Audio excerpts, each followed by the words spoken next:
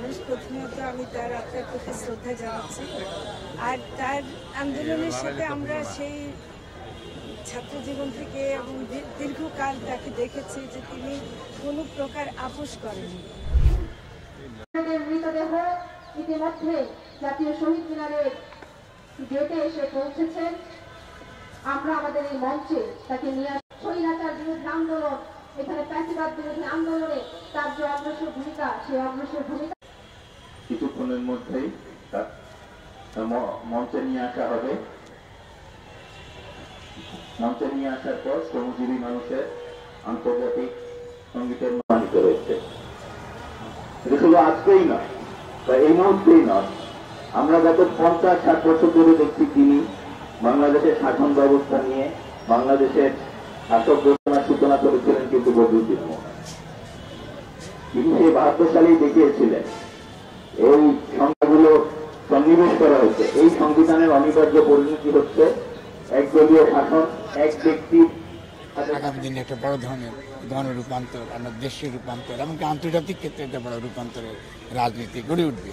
শেষ কথা এটা বলতে চাই যে অনেকে মনে করেন যে মার্ক্সের ধারা বা রেভলিউশনারি ধারাটা পৃথিবীর দিকে চলে গেছে, এটা আসলে একান্তই গুজব। এটা ফিরে আসবে, ফিরে আসছে।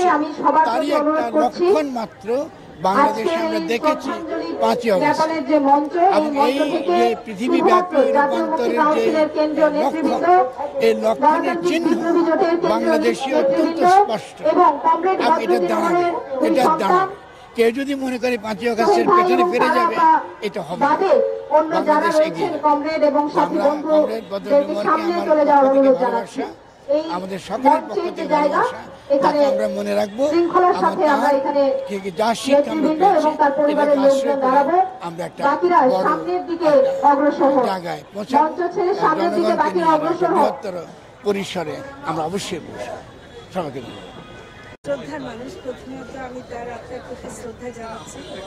আর তার আন্দোলনের সাথে আমরা সেই ছাত্র জীবন থেকে এবং দীর্ঘকাল তাকে দেখেছি যে তিনি কোনো প্রকার আপোষ করেননি, কখনোই আপোষ করেননি, কোনো কিছু চান নেই। তিনি একভাবে লিখে গেছেন এবং তার লেখার মধ্যে যে একটা সততা ছিল দেশের মানুষের প্রতি, কৃষকের প্রতি। আমরা দেখেছি যে সাম্রাজ্যবাদ বিষয় আছে যেগুলো বলেন না, কিন্তু উনি